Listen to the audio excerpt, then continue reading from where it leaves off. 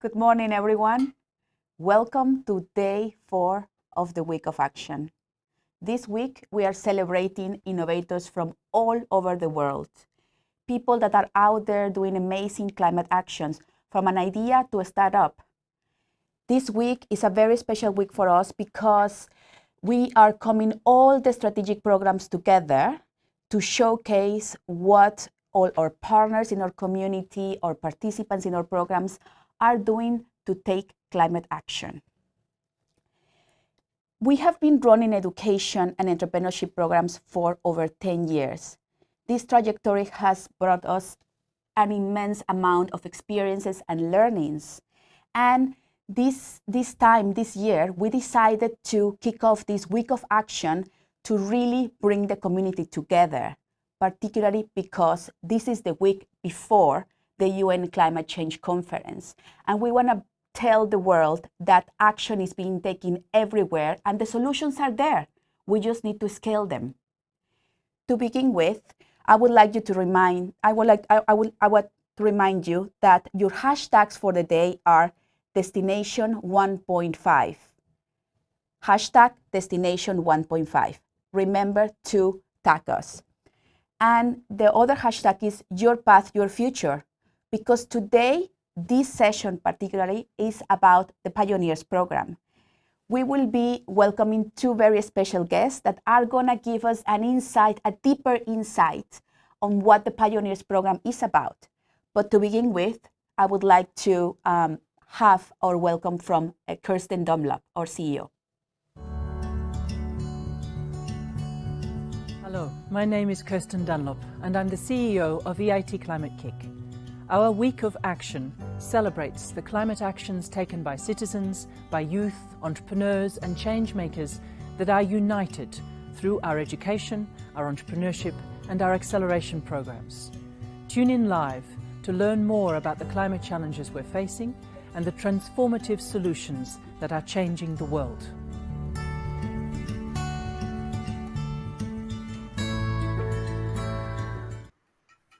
Thank you, Kirsten. We are ready to change the world. And to begin with, I would like to welcome a very dear colleague that is leading the Pioneers program. She's here to tell us a bit of a deeper insight about Pioneers and what is our work with professionals in Europe. Lisa, are you with us? Yes, good morning, Sam. Hi, good morning, Lisa. How are you today? I'm very good. As you can see, the sun is shining, so that's always a boost of energy. I hope it's the same in Copenhagen. Yes, it's a pretty nice morning here in Copenhagen, and yeah, I would like to thank you for being this morning with us and to share with us a little bit of a deeper insight on Pioneers. I will ask you a very direct question. Why do we have Pioneers? What is Pioneers about? So Pioneers is a place-based system innovation learning experience for professionals that is run by EIT Climate-KIC's partners. And while they are running it, they are not only building competencies and changing the people's mindset, but they are also building like connected communities of people that have the mindset and the competencies to drive the transition towards a zero carbon climate resilient society. So these people like work at organizations, and I think the program enables them to either step out of their organization to start something on their own, or to start innovation initiatives within their organization. And as you know, climate change really calls for these climate ambassadors that make the first step towards change. All right, that sounds very, very ambitious. So who do we exactly working with? Could you please tell us about a partner out there? What do they do? How do they look like? So the partners we are working with are energy agencies, governmental institutions, education institutions, or also universities that have like a professional education part as part of their portfolio. And yeah, I think they are connected by innovating to fight climate change, basically. And they have the drive to equip professionals with this like new mindset and these new competencies. all of them went through a training themselves. So they like learned what systems innovation is, what the processes and the tools behind it is, and they can then basically transfer that to their participants while building these networks. And I think this also helps them to build and strengthen their ecosystem, because usually our partners already have a network around climate change innovation or systems innovation, and the program really helps them to like add new people to that ecosystem and kind of broaden it across the whole country. Sounds very impressive, Lisa. I'm going to pick on this particular word, systems innovation. How does that happen out there? So I think first of all, we learned over the past years that single innovations are helpful, but they don't help us to tackle the climate emergency that has this urgency and is just calling for these like huge systems innovations. But like how we see it, that systems innovation, it happens by creating shared visions, basically shared visions for a future that is desirable. People come together basically, and yeah, basically sense and define their system. They identify leverage points, like where they can link in and change the system themselves. And it's a lot about, like as I said, shared visioning, being inclusive, and going through a participatory process, and also about bringing in new perspectives. And that's why in Pioneers we bring together people from different disciplines, from various disciplines. So we have architects, designers, climate scientists, people working in cities or municipalities, etc. So we bring these people together and allow them, to co-work in a trustworthy environment, basically. So that is an important aspect. And then they can also come up with solutions that are that consider the unintended consequences, for example, and that also like have this broader perspective like on the system they are working in. Wow, it sounds really inspiring. May I be a pioneer next year? Of course. There is something that I totally agree with you, and our common goal is to reach the net zero carbon emission economy and society. And this is such an important mission today. It was 10 years ago. Now we have a smaller time frame to make change happen. So I really hope that we can expand Pioneers in other places and to get more people on board on our mission, but to really go deeper into how those pioneers look like in a real ecosystem. I would like to welcome Lydia. Lydia, are you with us? Hello, everyone. Good morning. Hello, Lydia. Good morning. Could you please introduce yourself?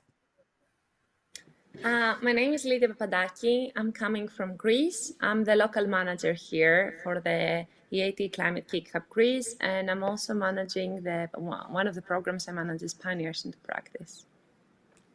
Great. Thank you. Thank you a lot for the invitation. Thank you for being here with us. It's a pleasure to have a partner from a different ecosystem from Greece. Yesterday we had a partner from Estonia, from Romania and Portugal. So we are just trying to cover the whole risk area that Pioneers is being implemented at. Lydia, how do you experience Pioneers in Greece? Tell us what is happening there.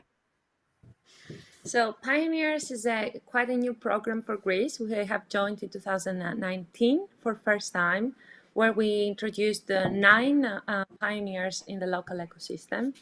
So far, it has been a great opportunity not only to meet the best professionals in Greece that are relevant to the sustainability and to the innovation, but also to help them connect more with the market and with other companies and organizations of their interests. This year, and last year, we had also the opportunity to collaborate with Cyprus, which is one of the partnerships we're the most proud of, as we gave the opportunity to our pioneers not only to engage with the other pioneers in the country, but also to get to know pioneers from Cyprus and collaborate with them, and also build a deeper relationship through the workshop and all the program components.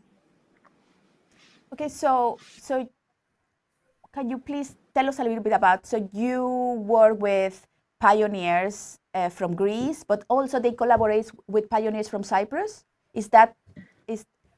Tell us about that. Exactly. That is really interesting. Exactly. So the way we work in this partnership is that we manage the program together with the Cyprus team. This means that we both identify pioneers from Greece and Cyprus, and we both identify hosts from Greece and Cyprus. After that, we have the opportunity not to have the workshop not just in the one country, but to have a merged workshop in one of the two countries. So our initial workshop took place in Cyprus back in July, and our final workshop will be in Athens in November. In that way, our Greek pioneers have the opportunity to travel to Cyprus, spend 3 days there, bond between them and with the pioneers in Cyprus, and of course some of the hosts that meet us through the workshop, and also experience another country, another ecosystem, and get to know more about systems innovation, what Lisa just said. Then the placement follows, which is take place in September to November. And by then, the pioneers have the opportunity to have a host either in Greece or in Cyprus. And after that, we have our final workshop in November, where all the pioneers, both Greek and Cypriot pioneers, come in Athens, share their experiences throughout this program, and also they have in this time, the Cypriot pioneers have the opportunity to experience the Greek ecosystem and to get to know more Greek local hosts, even if they didn't have the opportunity to collaborate with the program. So it's basically all this networking that comes up from the program, which is the first level, and the second level is the bonding across the pioneers, which will be the future leaders of sustainability. Sounds like a very interesting, also cultural exchange and experience. Can you please tell us what are the climate challenges being looked at, being worked on in Cyprus and Greece? Oh, thank you very much. So we are focusing on various challenges. We can say that maritime is definitely one of them, and is every year we have hosts both coming from the maritime sector. We had TAIPED, which also has been interviewed.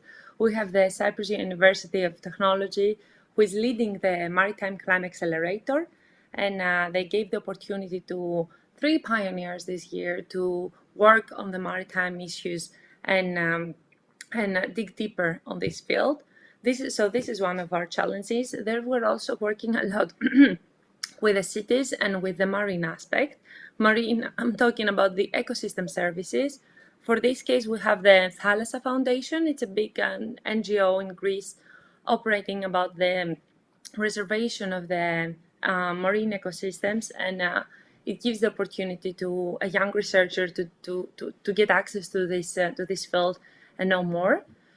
We have the cities and circular economy in the cities, and I'm not sure what I forget right now. But maritime, cities, circular economy, it sounds like really serious and important topics to tackle. How does a pioneer, like, what is their journey? Could you please describe in a few steps? If I want to be a pioneer, what do I need to do? Excellent. So the first thing you need to do is to apply, which you can do around April every year, April to May. Then there's the selection process, because we have some very high standards. We want our pioneers not only to be educated, but also to be experienced, strongly experienced on the matters of sustainability. So in that way, they will be able to give back, not to the other pioneers, but also to their host. So this is the minimum requirements we put on our pioneers. After the selection process, we start with some e-learnings on systems innovation, as Lisa just said. And then we follow with the first workshop that takes place during the summer. So in this workshop, we work a lot on the systems innovation aspect, and we start introducing these challenges.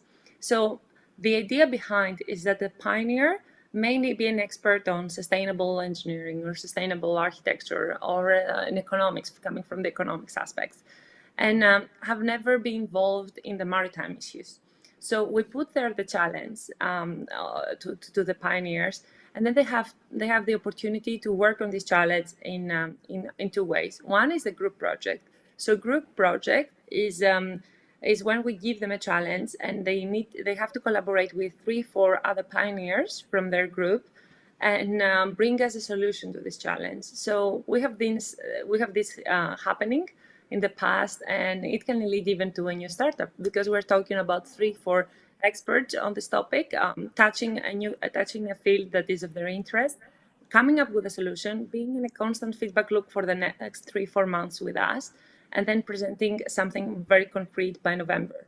This can then come to either to a launchpad or be further developed to become a startup. We have seen this happening. So this is one pathway. The other pathway is directly through the placement. So we have a big network of hosts where all of them have different challenges, and we don't put any constraints on the challenges, because we want our hosts to express freely what they value and what climate issues they want to address. So then our pioneers go through this list and choose their 3 favorite hosts, and this is how the matching process starts working. So in the placement, they will have the opportunity, a pioneer who chooses, for example, the maritime, will have the opportunity to work with a host, get into their offices when COVID allowed, and actually start working on a specific, maybe funded project or specific challenges that the host has, and bring this new site. From that, we can have from new partnerships between the host and the pioneer to a better insight of the pioneer on how this sector works, or how this ecosystem works, in order to better do his or her job in the future. That sounds like a really intense program. How long does it take? Not typically.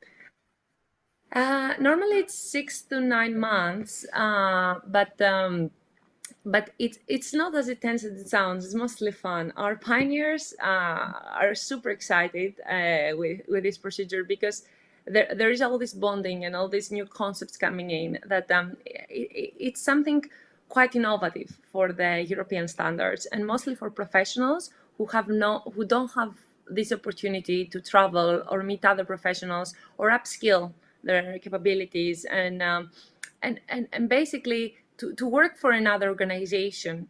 This is something quite new, and our pioneers perceive it in a very positive and welcomed way. So I wouldn't say that they see it as tense, rather as fun, because it's something that's new. Awesome. Lisa, do you have any questions for Lydia? I mean, I think that you work together, you are connected. Lydia is part of the network. Do you have anything that you would like to ask her? Definitely.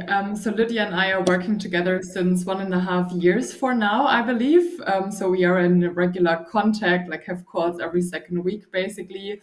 So I guess my question would also be how you perceive like the network of partners, and what like benefits like you get from being part of that network and from delivering pioneers like as an organization.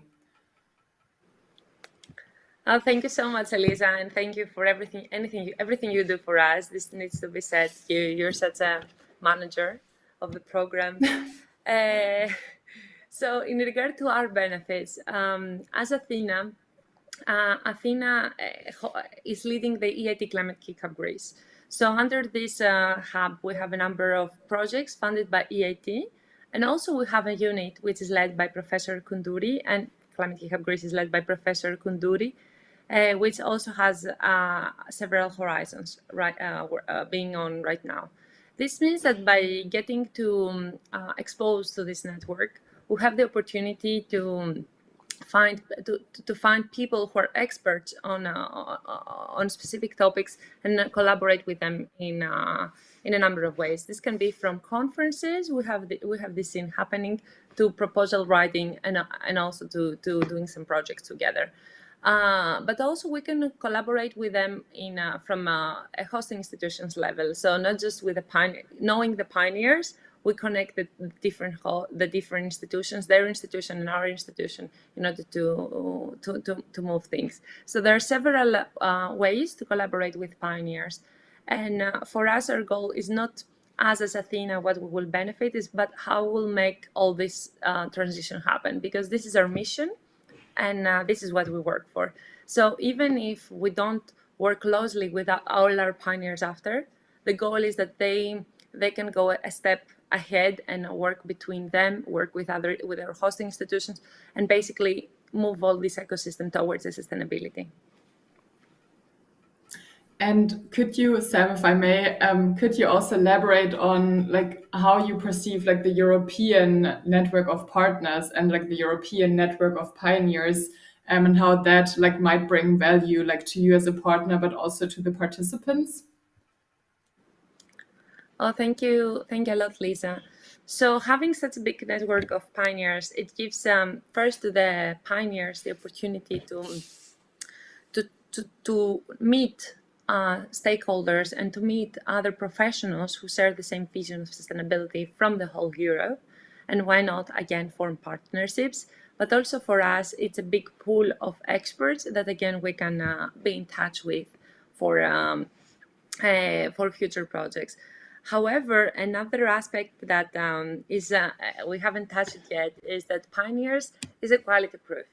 So when someone, someone comes to us and says that I was a pioneer alumni, it gives us a quality that, first of all, is upskilled on systems innovation, which is the basis of Climate-KIC and of our programs.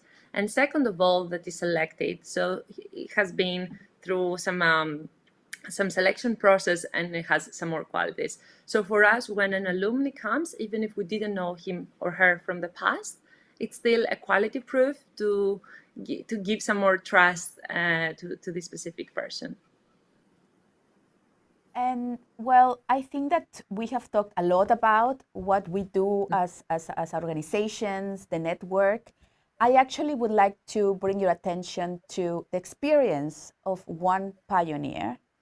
Let me welcome our interview with a pioneer, so you can really hear from her what does it mean for people out there.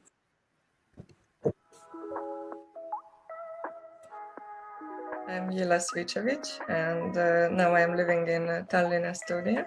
I am the social media marketing communication manager for the Estonian Anthropocene Center. I was a pioneer in 2019. In Estonia, we had really great mentors, and I was lucky also to go to Amsterdam to the international workshop. It was helping a lot to think through how to build up something from an idea, step by step. If you have a plan how you can make a social change, then it was putting together and giving us the tools that what we can use to plan for the action. So that was really useful, and that opened a lot of doors afterwards in my life. So since then I am unstoppable on the field.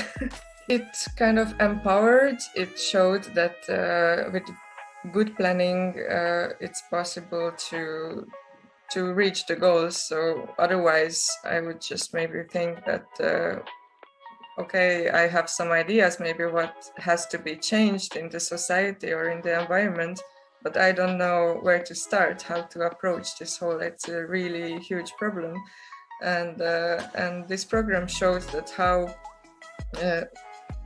we can think like in a system, so we can approach it in a way that, okay, this part of the system, then it's connected to, let's say, the society, their lifestyle, their culture, everything. So you have to discover it more deeply, and it showed that where to start, how to just understand maybe the individuals, then the society, and what is possible to do. So how the system works in a whole, and where is possible to get into this system and change it.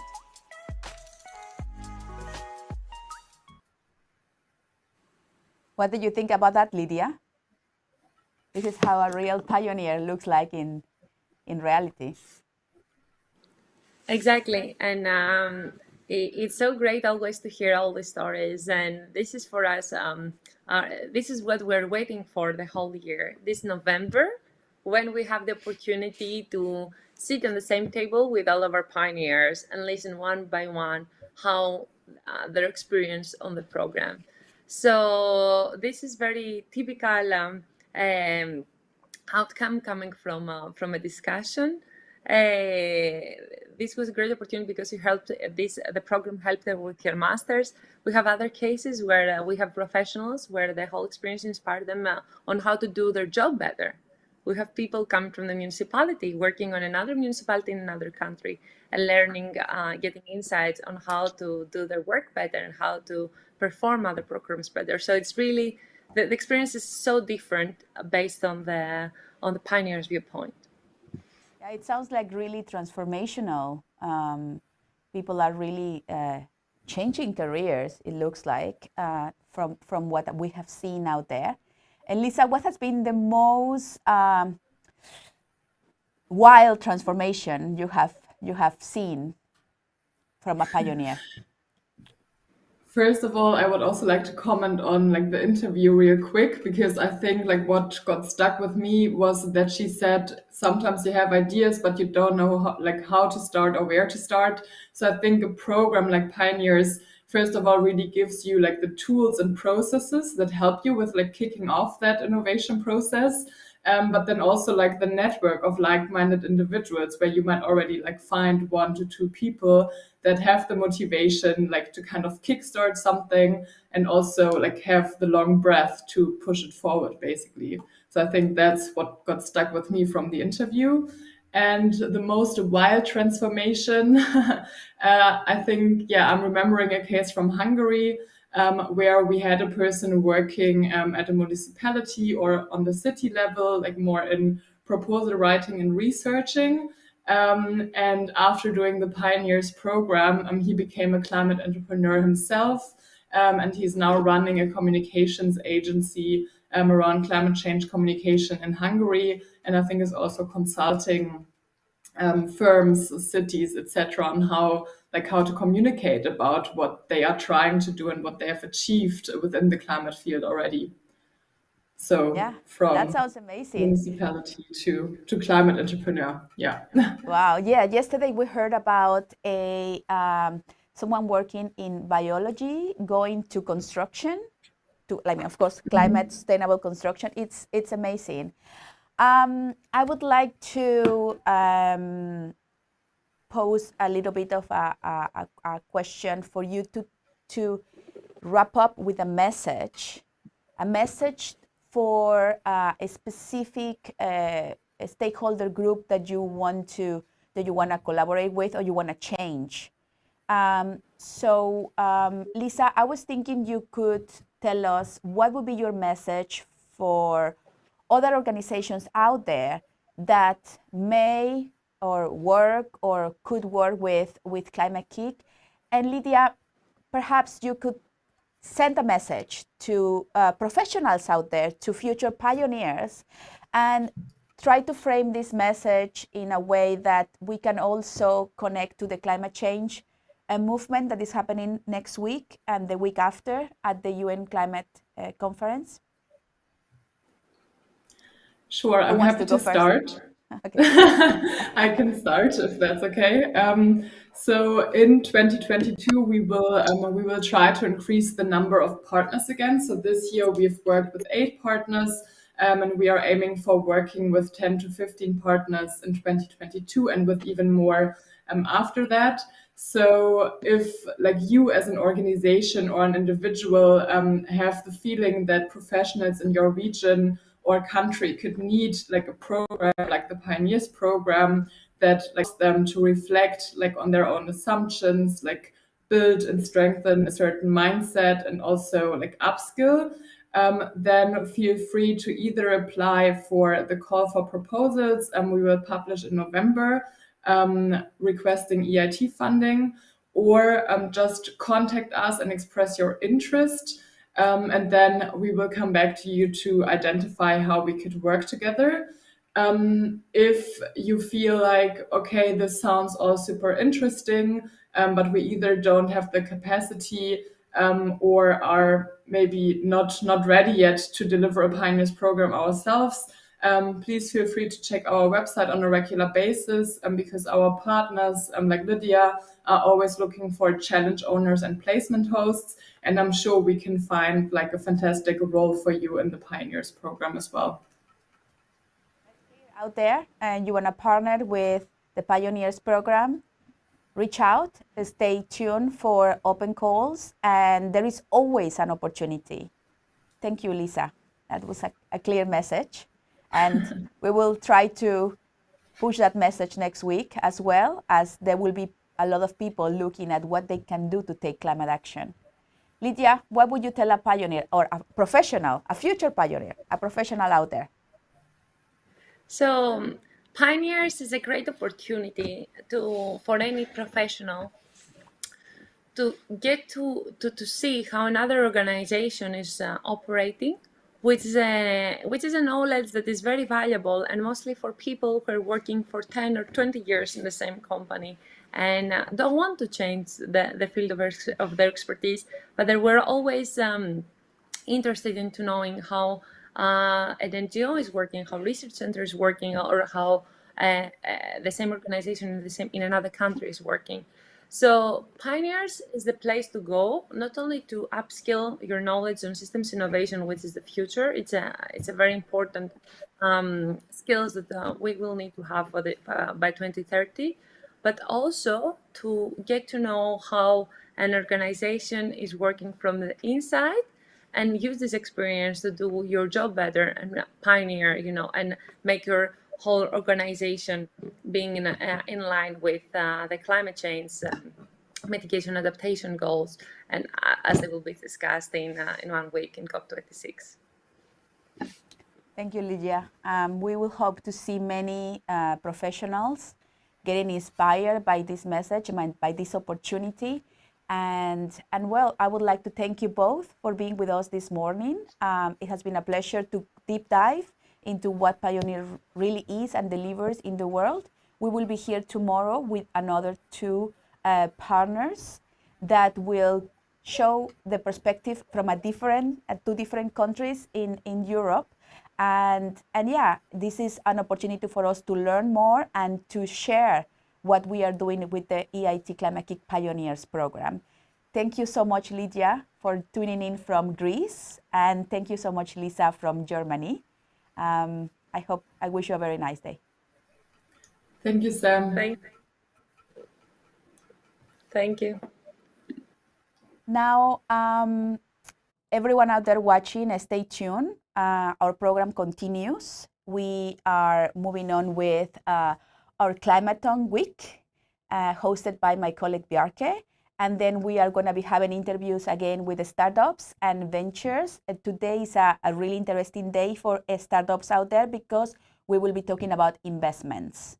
So for anyone out there having an idea, wanting to participate in the climate of movement, please stay tuned. We will show you how you can do it. And for startups or professionals, individuals interested in knowing how does the world of investment look like, stay tuned at noon today. Christian will be showing you the path. This was the Pioneers session number 2 during the Week of Action. Thank you everyone out there for being with us, and remember that your hashtag is Destination 1.5. and your path, your future. Thank you for today.